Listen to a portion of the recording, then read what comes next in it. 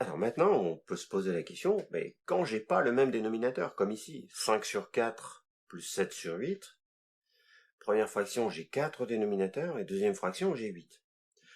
Donc si on reprend la règle d'avant, on ne peut pas l'appliquer puisqu'on n'a pas le même nombre. Alors, on sait que on ne modifie pas une fraction lorsqu'on multiplie son dénominateur et son numérateur par un même nombre. Donc, si on regarde un petit peu nos deux fractions, la première, elle a pour dénominateur 4 et la deuxième pour dénominateur 8. Et puis du coup, on peut se dire que si je multiplie le 4 par 2, je vais obtenir le même nombre qu'à côté, je vais obtenir 8. Alors, je vais multiplier le 4 par 2, et pour garder la même fraction qu'au départ, je suis obligé de faire la même chose au numérateur. Donc 5 fois 2, plus 7 sur 8. Maintenant, j'effectue mon calcul, 5 fois 2, ça fait 10, 4 fois 2, ça fait 8, plus 7 sur 8.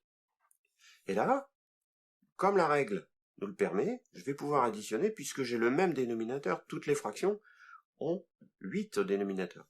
Du coup, on aura au numérateur 10 plus 7, et on garde le 8. Donc du coup, 17 sur 8. Voilà, on a réussi à additionner deux fractions qui n'ont pas le même dénominateur, mais dont l'un est multiple de l'autre. Hein.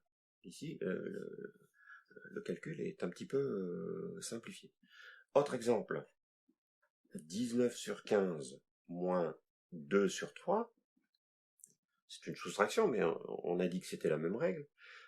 Pas le même dénominateur. Par contre, je me rends compte que si je prends le dénominateur de la deuxième, 3, et que je le multiplie par 5, je vais obtenir le dénominateur de la première. Donc, 19 sur 15 moins 2 sur 3, je reprends la fraction, on a dit on multiplie par 5 pour obtenir 15, donc obligé de multiplier par 5 au numérateur pour garder la même fraction.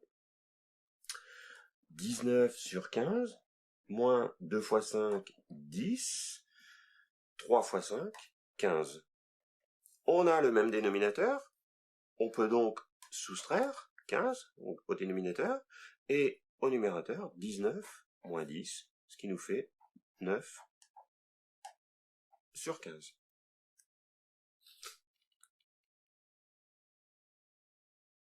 Où ça devient un petit peu différent et peut-être un petit peu plus compliqué, c'est dans l'exemple suivant. 5 sur 2 plus 4 sur 3, puisque j'ai beau, quand je regarde, elles n'ont pas le même dénominateur, donc si je regarde le 2, 2 multiplié par un nombre pour avoir 3, bon, c'est pas possible, hein, à moins d'obtenir des nombres décimaux, à virgule, mais quand on utilise les fractions, on n'a pas de nombre à virgule. 2 n'est pas un, ou 3, hein, 3 n'est pas un multiple de 2. Donc, on ne peut pas multiplier 2 pour obtenir 3. Par contre, si on prend les multiples de 2, donc 2, 4, 6, 8, 10, ainsi de suite, la table des 2. Quand on prend les multiples de 3, 3, 6, 9, 12, et ainsi de suite, on se rend compte que dans les multiples de 2 et les multiples de 3, on a des nombres en commun, en tout cas un nombre en commun pour l'instant, c'est 6. Donc on se dit, on va peut-être pouvoir se servir de ce nombre-là pour avoir le même dénominateur. Donc 2 pour avoir 6, il va falloir multiplier par 3, et 3 pour avoir 6, il va falloir multiplier par 2. Donc du coup, on reprend les deux fractions. On a dit que le 2, on allait le multiplier par 3, ça nous fera 6, mais multiplier par 3 au dénominateur oblige à multiplier par 3 au numérateur pour garder la même fraction. Et on a vu que le 3, il fallait le multiplier par 2 pour obtenir 6. On le multiplie par 2, du coup obligé de multiplier par 2 au numérateur. Et si on continue les calculs, 5 fois 3, 15, 2 fois 3, 6, 4 fois 2, 8, Et 3 fois 2, 6. Justement, on obtient maintenant deux fractions qui ont le même dénominateur. Hein, on a juste eu besoin d'écrire les multiples de 2, les multiples de 3, pour obtenir un dénominateur, qu'on appelle un dénominateur commun. Dénominateur commun. Et maintenant, on peut appliquer la règle 6 au dénominateur, 15 plus 8 au numérateur, et on obtient 23 sur 6.